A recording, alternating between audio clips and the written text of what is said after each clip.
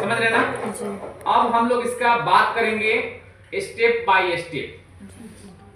अब हम बात करेंगे स्टेप बाय स्टेप थ्योरी का। आप लोग इसको सुनिएगा और इसको सुनने के बाद हम लोग इसको परफॉर्म करेंगे। हमारे पास डमी है ना, हम लोग उस पर CPR परफॉर्म करेंगे।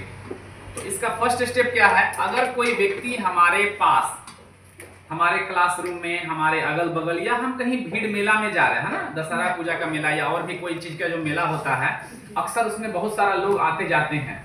आपके अगल बगल अगर कोई व्यक्ति इस तरह से गिर जाता है तो सबसे पहला काम जो करना है उसका चेक करना है रिस्पॉन्स। क्या चेक करना है? रिस्पॉन्स का मतलब कि वो बोल पाता है या नहीं, बोल पा रहा है कि नहीं। हेलो भाई साहब, क्या नाम है आपका? नाम बताइए। उसके शोल्डर पे टैप करेंगे, कंधे पे टैप करेंगे। हेलो, क्या हो गया? तो अगर थोड़ा बहुत चक्कर खा के, मिर्गी खा के गिरा होगा तो बोलेगा जी सर। ठीक। अब मान लीजिए कि मिर्गी भी खाया है, बेहोश भी है, नहीं बोल रहा। पहला काम हो गया, रिस्पॉन्स चेक किए, कोई रिस्पॉन्स नहीं मिला। तुरंत हम इमीडिएट क्या करेंगे? उसका कैरोटिड पल्स को असेसमेंट करेंगे। लेटा हुआ है बेचारा, सीधा कर दिए, गर्दन के पास हाथ लगा दिए। आपको 10 सेकंड के अंदर पता कर लेना है कि वो पल्स है कि नहीं। ज्यादा टाइम लेना नहीं चाहिए, ज्यादा टाइम आपके पास है नहीं। 10 से 15 सेकंड के अंदर आपको चेक कर लेना है कि पल्स है कि नहीं, और उसका छाती भी देखते रहना है कि चेस्ट में अप एंड डाउन है कि नहीं। कभी कभी क्या होता है कि हार्ट बंद हो जाता है मगर किसी कारण से ब्रीदिंग लेता रहता है, वो एक अलग कंडीशन होता है, उसके बारे में बताएंगे। तो यहाँ क्या है, उसका हार्ट बंद हो गया क्योंकि आपको पल्स मिला नहीं। हम बताए हैं अनकॉन्शियस पेशेंट का जो पल्स है वो कहाँ से लेंगे? गर्दन के पास से, जो कैरोटिड पल्स होता है यहीं पे मिलता है। बाकी जगह खोजने जाइएगा ना, नहीं मिलेगा। तो ऐसे आप इसको डिक्लेयर कर दीजिएगा। जबकि बेचारा का थोड़ा थोड़ा चलते भी रहेगा, थोड़ा भी चलेगा तो यहाँ फील होगा। दोनों साइड कैरोटिड आर्टरी होता है, आप उसको जांच कर सकते हैं। तो हम जब उसको जांच करेंगे ना, और जब हम पाएंगे कि उसका पल्स नहीं चल रहा है, और उसी दौरान हम ये भी चेक कर लेंगे कि सांस नहीं ले रहा है, ये हुआ मेरा क्या, ये हमारा रिस्पॉन्स हो गया। फिर उसके बाद हो गया पल्स एंड रेस्पिरेशन चेक। कर लिए ना हम लोगों ने? पहले रिस्पॉन्स चेक किया, नहीं मिला। पल्स चेक किया, नहीं मिला। इसके बाद ये अब स्थिति हो गया खतरनाक।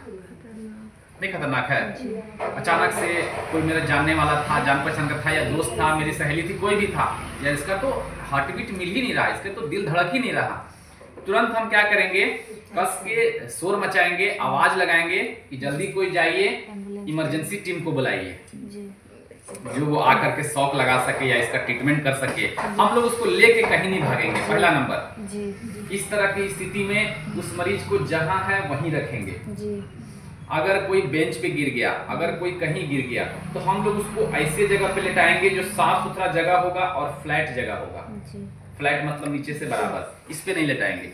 इस पे लेटाएंगे तो गिरने का डर है, क्योंकि हमको तो उसको CPR देना है।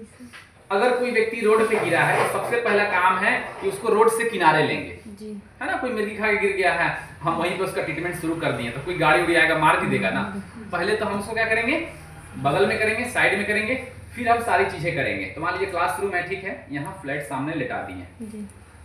अब जब हम आवाज लगाने के लिए आवाज लगा दिए, किसी को बुला दिए हेल्प के लिए, बोल दिए कि एम्बुलेंस वाले को बुलाओ। एम्बुलेंस के पास CPR देने का मशीन होता है जिसको डिफिब्रिलेटर बोलते हैं।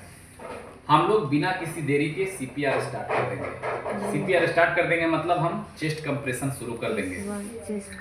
चेस्ट कंप्रेशन देने का जो नियम है वो ये है कि ये समझ लीजिए कोई पेशेंट है, ठीक है, इधर मेरा पैर है, इधर मेरा सर है, ये मेरा दाहिने साइड है। हम हमेशा उसके दाहिने साइड रहेंगे, दाहिने साइड रहेंगे। ये उसका सर है, हम लोग चेक कर लिए सारा कुछ।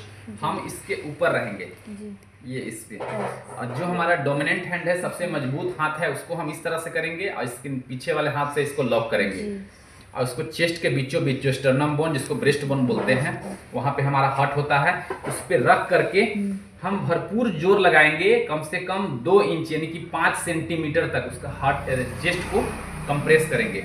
ये ऐसे रख करके और ऐसे दबाएंगे और फिर छोड़ेंगे। दबाएंगे तो वो क्या होगा, हार्ट से ब्लड पूरा शरीर में जाएगा, और छोड़ेंगे तो फिर से उसमें हार्ट में ब्लड आ जाएगा।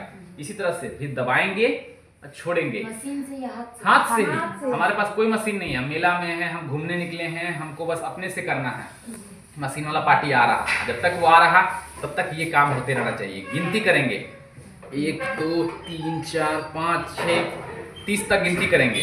फिर कोई एक व्यक्ति को बुलाएंगे, इसको मुंह में सांस दो, 2 बार वो सांस देगा, हम उतना देर रुकेंगे, फिर वो सांस देके बंद करेगा, हम फिर चेस्ट कंप्रेशन शुरू करेंगे। इसका जो रिदम होगा, इसका भी एक फॉर्मूला है। ये जो 1 2 3 4 कर रहे हैं, 1 मिनट में 100 से 120 बार होना चाहिए, 120 माने हर सेकंड 2 बार। 60 सेकंड होता है ना 1 मिनट में, तो हर सेकंड 2 बार हमको उसका चेस्ट कंप्रेशन देना है और इतना कस के दबाना है कि उसका चेस्ट 5 सेंटीमीटर यानी कम से कम 2 से 2.5 इंच नीचे जाए। समझ रहे बात को ना? ये जो हमारा चेस्ट का बनावट है, इतना जो चौड़ाई है, इसमें 2 इंच कम होना चाहिए। पूरा दबाना है कस के, तब कहीं जाके हार्ट क्या। हाँ बोलिए ना, बोलिए ना। दबाएंगे तो हड्डी पे कोई फर्क नहीं पड़ेगा? हड्डी में फर्क पड़ सकता है, जाहिर सी बात है। अगर हम दबा रहे हैं हड्डी टूट सकता है, मगर उस समय